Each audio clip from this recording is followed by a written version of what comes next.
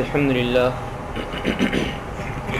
الحمد لله وكفى وسلام على عباده الذين اصطفى أما بعد فأعوذ بالله من الشيطان الرجيم بسم الله الرحمن الرحيم وَإِذْ تَأَذَّنَ رَبُّكُمْ لَئِن شَكَرْتُمْ لَأَزِيدَنَّكُمْ وَلَئِن كَفَرْتُمْ إِنَّ عَذَابِي لَشَدِيدٌ وَقَالَ مُوسَىٰ إِن تَكْفُرُوا أَنتُمْ وَمَن فِي الْأَرْضِ جَمِيعًا فَإِنَّ اللَّهَ لَغَنِيٌّ حَمِيدٌ صدق اللہ العظیم وصدق رسولہ النبی الکریم اللہم صل علی سیدنا محمد وعلی آل سیدنا محمد واصحاب سیدنا محمد وبارک وسلم علیہ۔ سورہ ابراہیم کے دوسرے رکوع کی پہلی آیت میں حضرت موسیٰ علیہ السلام کی زبانی یہ اعلان کروایا گیا کہ حضرت موسیٰ علیہ السلام نے اپنی قوم کو اللہ کا یہ اعلان سنایا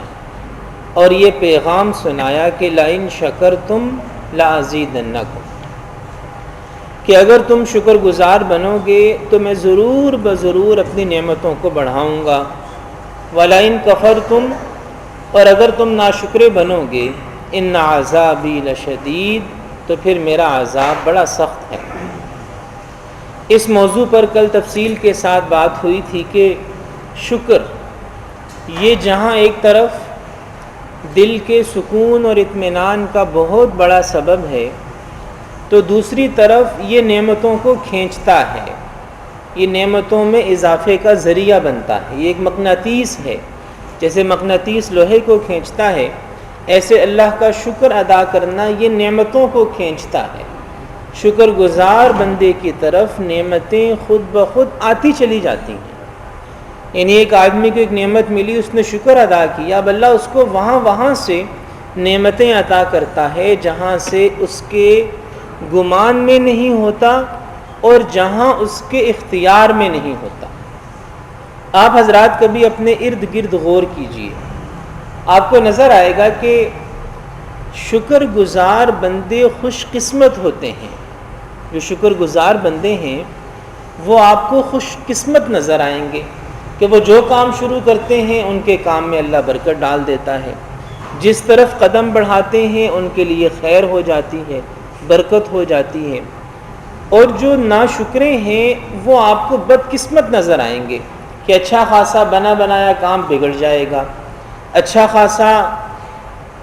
منصوبہ ہے لیکن وہ منصوبہ بگاڑ کا شکار ہو جائے گا۔ تو شکر گزار بندے ہی خوش نصیب ہوتے ہیں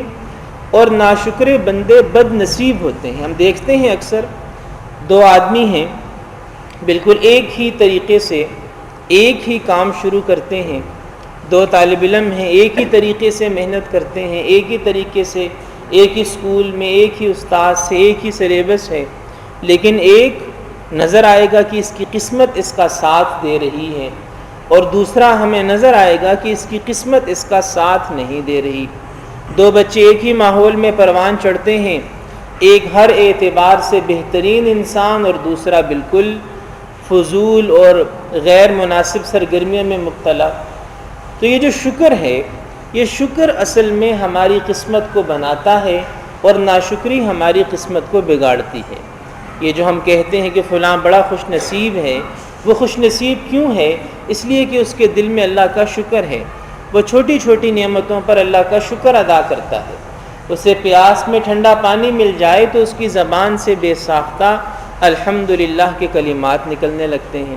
اور ناشکرہ وہ دنیا جہان کی نعمتیں لے کر بھی پریشان ہے، غمگین ہے اور اطمینان نہیں ہے، اور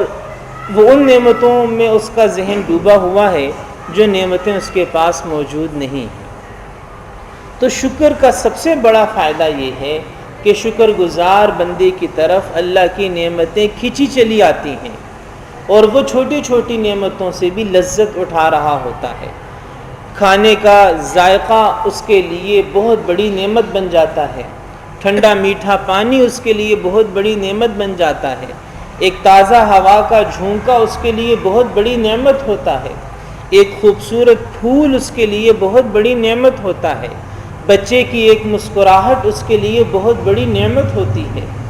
تو یہ جو شکر گزار بندہ ہے یہ حقیقی معنی میں اپنی زندگی سے لطف اندوز ہو رہا ہوتا ہے، یہ اس جہان کا بھی مزہ لے رہا ہوتا ہے، اور اس کے شکر گزار ہونے کی وجہ سے اللہ اس کے دوسرے جہان کو بھی اچھا کر رہا ہوتا ہے۔ انسانی تاریخ میں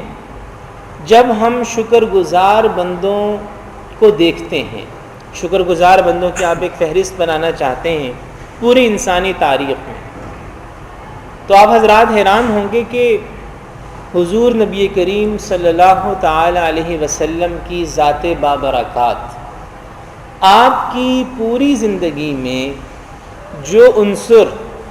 جو صفت اور جو خوبی سب سے زیادہ غالب نظر آتی ہے وہ شکر گزاری ہے۔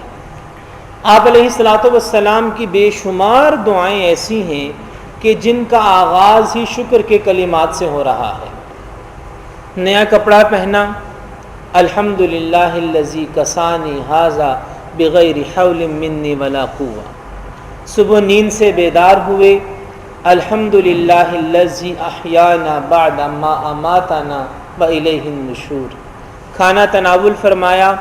الحمدللہ الذی اطعمنا وسقانا وجعلنا من المسلمین۔ بیت الخلاء استعمال کیا، الحمدللہ الذی اذهب عنی الاذی وعافانی۔ بے شمار مواقع پر آپ علیہ الصلاۃ والسلام کی زبان فیض ترجمان سے کیا لفظ نکل رہا ہے؟ الحمدللہ الحمدللہ الحمدللہ۔ آپ کی بے شمار دعائیں جن کا آغاز الحمدللہ کہ حتیٰ کہ مصیبت اور تکلیف میں بھی جو دعا ہمیں سکھائی گئی، الحمدللہ علی کل حال، کہ ہر حال میں اللہ کا ہی شکر ہے۔ یہ مصیبت کی دعا ہے، یہ تکلیف کی دعا ہے، یعنی تکلیف اور مصیبت میں بھی نبی پاک صلی اللہ علیہ وسلم نے اپنی امتی کو الحمدللہ کہنا سکھایا کہ یہ جو مصیبت آئی ہے اللہ اس پر قادر تھا اور ہم مستحق تھے کہ اس سے بڑی مصیبت آتی، اس پر اللہ کو بھی قدرت تھی اور ہم اپنی بدعملی کی وجہ سے اس کا استحقاق بھی رکھتے تھے کہ جو مصیبت ہم پر آئی اس سے بڑی آتی، لیکن اللہ نے فضل فرمایا، بڑی مصیبت سے بچا لیا، تو الحمدللہ علی کل حال، ہر حال میں اللہ کا شکر ہے۔ تو انسانی تاریخ میں وہ ذات کہ جس کی زبان پہ ہر وقت اللہ کے شکر کا ذکر جاری ہے، اللہ کے شکر کا اظہار جاری ہے، ایک ایک عمل نبی پاک صلی اللہ علیہ وسلم کا خاصہ یہ ہے کہ آپ نے شکر صرف زبان سے نہیں کیا، ایک ایک عمل، یعنی آپ کے لیٹنے کا انداز، آپ کے بیٹھنے کا انداز، آپ کے چلنے کا انداز، وہ بھی یہ بتا رہا ہے کہ آپ علیہ الصلاۃ والسلام اللہ تعالیٰ کی حمد اور ثنا اور شکر کا پیکر اور مجسمہ ہے۔ ایک مرتبہ نبی پاک صلی اللہ تعالیٰ علیہ وسلم بھوک کی کیفیت تھی، گھر میں کھانے کو کچھ نہیں تھا، باہر تشریف لائے، سیدنا ابو بکر صدیق رضی اللہ عنہ ملے، انہیں بھی بھوک، سیدنا عمر بن خطاب رضی اللہ عنہ ملے، انہیں بھی بھوک۔ یہ تینوں حضرات حضرت ابو ایوب انصاری رضی اللہ عنہ کے گھر تشریف لے گئے۔ ان کے ہاں کھیتی باڑی کا بھی انتظام تھا، جانور بھی پال رکھے تھے، یہ تینوں حضرات وہاں چلے گئے۔ سیدنا ابو ایوب انصاری رضی اللہ عنہ نے جلدی سے ایک بکری ذبح کی، اس کا گوشت پکایا، پیش کیا، اور پھر اس کے بعد باغ میں گئے، وہاں سے انگور کا ایک گچھا توڑ کر لائے، وہ بھی پیش کیا۔ ان تینوں حضرات نے تناول فرمایا تو نبی پاک صلی اللہ تعالیٰ علیہ وسلم نے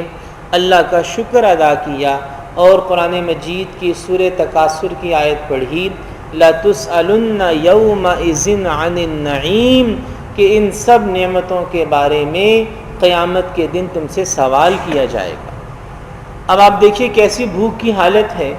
کہ تینوں حضرات، تینوں اس امت کے سب سے افضل لوگ، وہ بھوک کی وجہ سے ایک صحابی کے گھر جا رہے ہیں اور کھانا تناول فرمانے کے بعد اللہ کی اس نعمت کا استحضار ہے کہ اس نعمت کے بارے میں بھی قیامت کے دن ہم سے سوال کیا جائے گا۔ تو آپ علیہ الصلوۃ والسلام کی ذات بابرکات، مجسمہ شکر، سراپا شکر، ایک ایک لفظ، آپ کی ایک ایک ادا، آپ کا اٹھنا بیٹھنا، وہ سارے کا سارا اللہ کے شکر پر مبنی ہے۔ آپ نے اپنی امت کو سکھا دیا کہ شکر گزار بندے کیسے ہوتے ہیں۔ بخاری شریف میں حدیث موجود ہے کہ آپ علیہ الصلوۃ والسلام رات کو اتنا لمبا قیام فرماتے کہ حدیث میں آتا ہے کہ حتیٰ تورم قدما، کہ پاؤں مبارک ورم آلود ہو جاتے، سوج جاتے، زیادہ دیر قیام کی وجہ سے پاؤں مبارک میں ورم آ جاتا۔ کسی نے کہا کہ آپ کے تو گناہ ہیں ہی نہیں، اور اگر ہوتے بھی تو اللہ تعالیٰ نے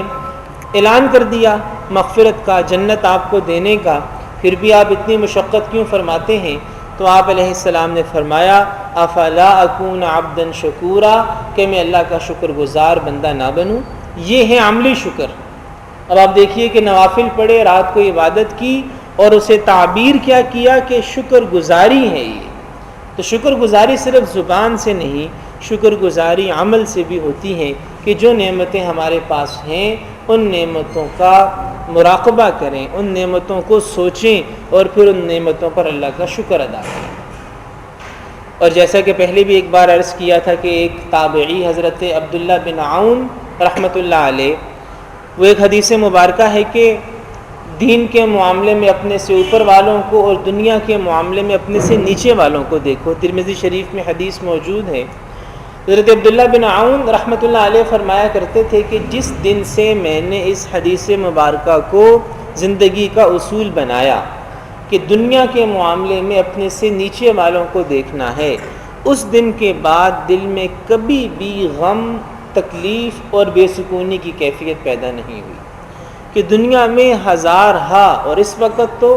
کروڑ ہا لوگ ایسے ہیں جو بیچارے کھانے سے مجبور، پہننے سے مجبور، رہنے سے مجبور، علاج معالجے سے مجبور، ان کے پاس دنیا کی کوئی سہولت نہیں ہے۔ دنیا میں اس وقت کروڑوں لوگ ایسے بھی زندگی گزار رہے، کروڑوں،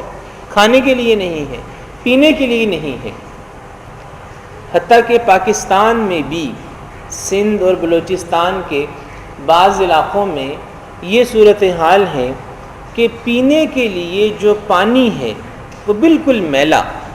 بارش کا پانی تالاب میں جمع ہو جاتا ہے اور اسی پانی میں سے جانور بھی پیتے ہیں، اسی پانی میں سے انسان بھی پیتے ہیں۔ وہ پانی باقاعدہ میلا پانی، مٹیالہ پانی ہے، اور یعنی وہ پانی مٹی اس میں نظر آ رہی ہے، لیکن مجبور ہے پینے کے لیے۔ تبلیغی جماعت کے جو ساتھی ان علاقوں میں جاتے ہیں وہ بتاتے ہیں کہ وہی پانی وہاں کے رہنے والے پی رہے ہیں۔ یہ پاکستان کی بات ہو رہی ہے۔ اور صوبہ سرحد کے بعض علاقوں میں، پہاڑی علاقے ہیں، وہاں کئی کلومیٹر دور سے پانی لایا جاتا ہے استعمال کرنے کے لیے، دور جا کے چشموں سے، کنووں سے پانی بھر کے لاتے ہیں پینے کے لیے۔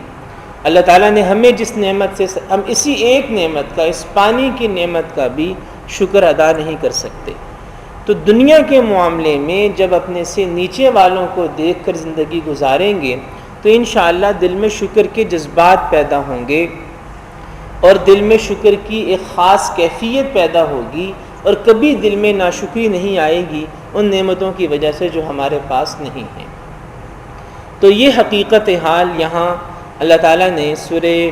ابراہیم کی آیت نمبر 7 میں بیان فرما دی، لَإِن شَكَرْتُمْ لَأَزِيدَنَّكُمْ، اگر تم شکر کرو گے تو میں زیادہ دوں گا، اور اگر کفر کرو گے تو میرا عذاب بڑا سخت ہے۔ اور ساتھ یہ بھی فرما دیا کہ اگر تم سارے کے سارے دنیا میں موجود سب لوگ اگر ناشکرے بن جائیں تو اس کا اللہ کو کوئی نقصان نہیں ہے۔ ہمارے شکر کا فائدہ ہمیں ہے، ہمارے شکر کا اللہ کو کوئی فائدہ نہیں ہے۔ ہمارے شکر کا، ذکر کا، عبادت کا، نیکی کا، تلاوت کا